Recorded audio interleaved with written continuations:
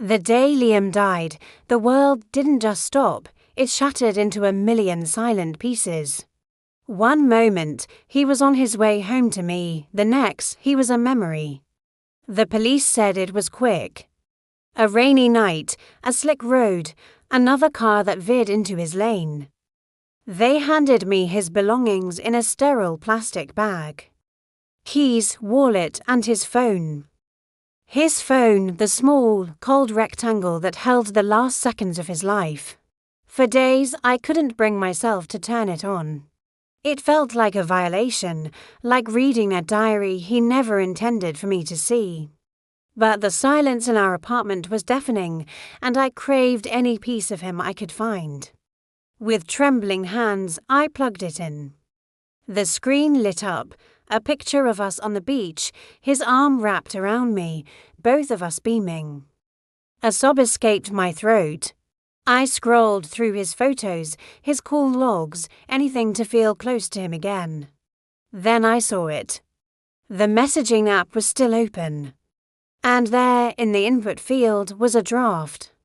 A message he was typing right before the impact. My heart hammered against my ribs.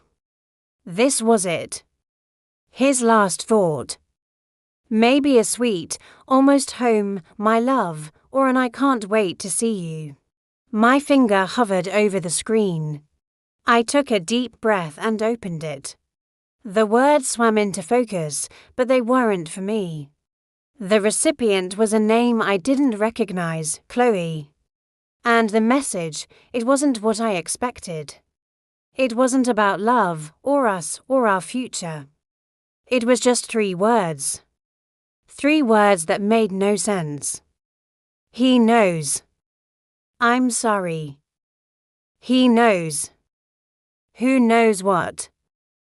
And who was Chloe? I checked his contacts. No Chloe. I searched his social media, our mutual friends, everywhere. The name was a ghost. My mind raced, replaying every conversation, every shared look, every moment of the 5 years we'd spent together. Liam was an open book, or so I thought. He was kind, dependable, my rock. He didn't have secrets, did he? The message was a splinter in my mind, festering. He knows. I'm sorry. The apology felt like a confession. Sorry for what? Sorry to Chloe? Or sorry to me for a life I knew nothing about? The romantic tragedy of a car crash suddenly felt like the opening chapter of a dark mystery. Liam wasn't just a victim of an accident, he was running from something. Or to something. I went back to the police report. The other driver. They'd called him Harrison. He'd survived, but was in critical condition. Could he be the he? The one who knows. It was a wild leap, a desperate grasp for an answer in a sea of confusion. But I had to know. I had to understand Liam's final moments. Finding the hospital wasn't hard. Lying to the nurse at the front desk was. I told her I was a distant relative of Mr. Harrison, just wanting to check on him. She let me through.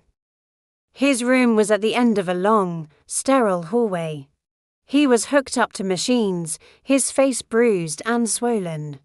He looked like an ordinary, middle-aged man. Not a monster, not a villain. Just a man. I sat by his bedside for hours, just watching him breathe, the rhythmic beep of the heart monitor the only sound. Was I crazy? What was I even doing here? As I was about to give up and leave, his eyes fluttered open. They were hazy, unfocused. He looked at me, a flicker of confusion in his gaze. Are you, Chloe? He rasped, his voice barely a whisper. My blood ran cold. Chloe. He knew her. He was expecting her. I froze, my mind a whirlwind. Do I lie? Do I tell him the truth?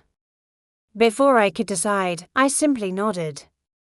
It was a desperate act, a gamble to uncover the truth Liam died with. His expression softened with a wave of relief, followed by a profound sadness. "I'm so sorry," he whispered, the words echoing Liam's final message. "I never meant for any of this to happen. I loved your mother so much." My mother. What did my mother have to do with this? She passed away when I was a teenager. This man, Mr. Harrison, was a stranger. My mother? I asked, my voice trembling. He looked confused again. "You're Chloe, right? Sarah's daughter, Sarah." My mother's name. A dam of forgotten memories broke inside me. Chloe wasn't a stranger's name. It was mine. My middle name. A name only my mother used to call me when I was little. Liam knew that. He knew everything. Harrison, or as I now knew him, David, began to speak. He told me a story from 20 years ago. A story of him and my mother, Sarah. They were in love, deeply. But he was married, with a family he couldn't bring himself to leave. My mother, heartbroken, ended it. She never told him she was pregnant. She raised me on her own, giving me her last name and a life completely separate from him. David was my biological father. He had only recently found out about me. After his wife passed away, he'd spent months trying to find the courage to reach out. He eventually contacted the one person he thought could help him connect with me gently, my fiancé. Liam, my kind, wonderful Liam, had been caught in the middle of this impossible secret. He had met with David several times, trying to figure out the right way to tell me that the man I thought was a stranger was my father. He was trying to protect me. The night of the accident, David had called him, distraught. He was going to show up at our apartment, unannounced, to tell me everything himself. Liam was racing to intercept him. To stop him. To get to me first. That final message, he knows. "I'm sorry." It wasn't for a mysterious lover. It was for me, under the name Chloe in his phone, a contact he'd created to keep the secret safe until the right moment. He was telling me that my father knew where we lived and was on his way. He was sorry. Sorry that the secret was about to blow up. Sorry for the pain he knew it would cause. He wasn't confessing to a betrayal. He was trying to shield me, even in his last moments. The crash wasn't just a random accident. It was two men, a father and a future son-in-law, their paths colliding on a dark, rainy night, both racing towards the same person. Me. The world Liam had tried so hard to protect me from had shattered my world anyway. The relief of knowing he hadn't betrayed me was immediately crushed by the weight of a new, heavier grief.